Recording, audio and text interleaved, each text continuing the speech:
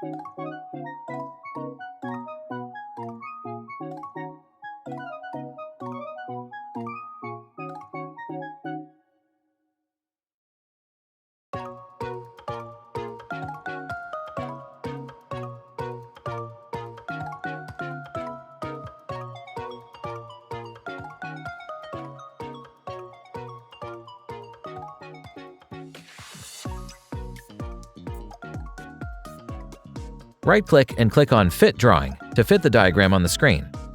Now let's add relationship names to each symbol.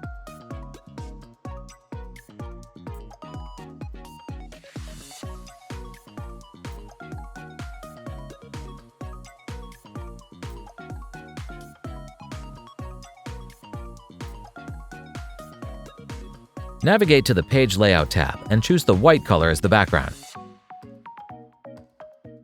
Navigate to the View tab and click on the From Current Page icon to view the diagram in presentation mode. Now let's look at 6 basic types of kinship systems. The first type is the Iroquois system. The Iroquois system, found only in matrilineal societies, has different terms for maternal and paternal relatives based on sex and generation. It makes distinctions between parental siblings of opposite sexes. The second type is Crow kinship. The Crow system is associated with matrilineal societies. In this system, relatives on the mother's side of the family are lumped by sex and generation, while on the father's side, people are categorized by sex only. The third type is the Omaha system. In the Omaha system, terms create a contrast between paternal and maternal relatives. It's found in patrilineal societies and has a small number of terms to refer to many different kin. The fourth type is the Eskimo system. In the Eskimo system, the nuclear family is emphasized, and relatives outside of the nuclear family are distinguished by gender. Terms like mother, father, sister, and brother are not used for relatives outside of the nuclear family. The fifth type is the Hawaiian system. The Hawaiian system is the simplest and has the fewest terms. The key distinctions are generation and gender. The sixth type of kinship diagram is Sudanese kinship. The Sudanese system has the largest terminology system. It has a descriptive term for each relative. There are nuclear family terms, as well as terms for both maternal and paternal uncles, aunts, and cousins. Thanks for watching, and don't forget to subscribe to our channel for more EdrawMax videos. Please find the links in the description below to download EdrawMax or to try it online.